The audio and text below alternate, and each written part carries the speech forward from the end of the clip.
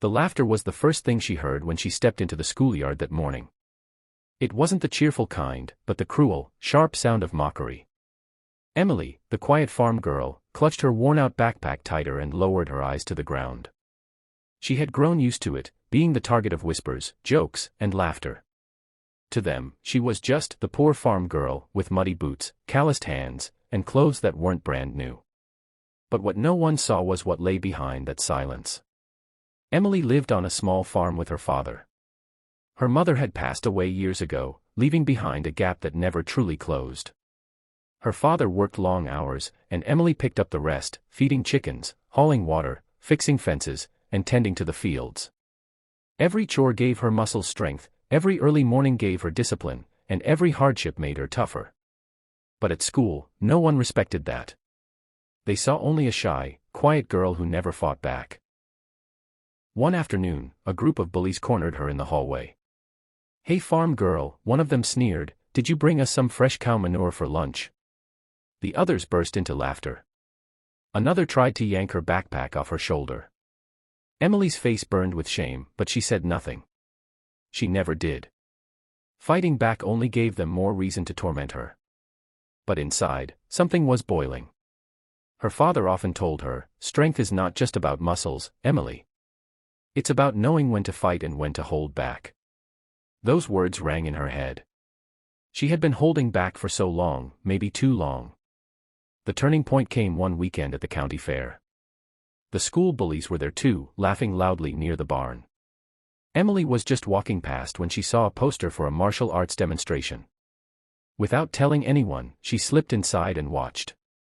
The fighters moved with power, control, and discipline, everything she had been building on the farm, but in a different form. Emily's heart raced. For the first time, she saw a way to take all the strength she had, all the silence she carried, and turn it into something unstoppable. That night, she asked her father if she could train. Money was tight, but he saw the determination in her eyes. "If this is what you want, Emily, we'll make it work," he said. And so began her journey. At first, it was hard. Her farm chores left her exhausted, and martial arts training demanded even more. Her arms ached, her legs trembled, and sometimes she wanted to quit. But Emily was not a quitter. Every time she fell, she got back up. Every time she failed, she pushed harder. Slowly, her movements sharpened, her confidence grew, and the silence that once weighed her down became her greatest weapon. She learned to focus, to control, to strike when it mattered. Months passed, and Emily entered her first local tournament. No one from school knew. She fought bravely, and though she didn't win the first time, she didn't stop.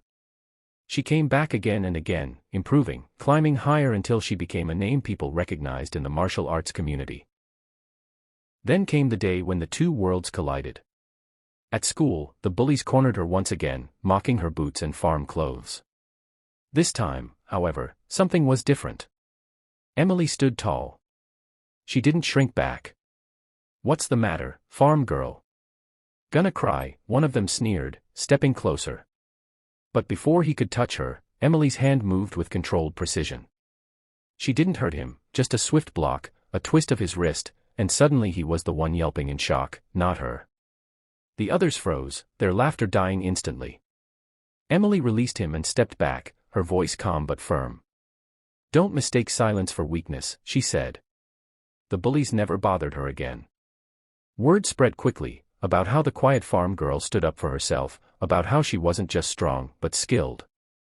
Some kids even began to admire her, asking about her training. Years later, Emily went on to compete at a national level, earning medals and respect. But more than the trophies, it was the lesson she carried with her that mattered most.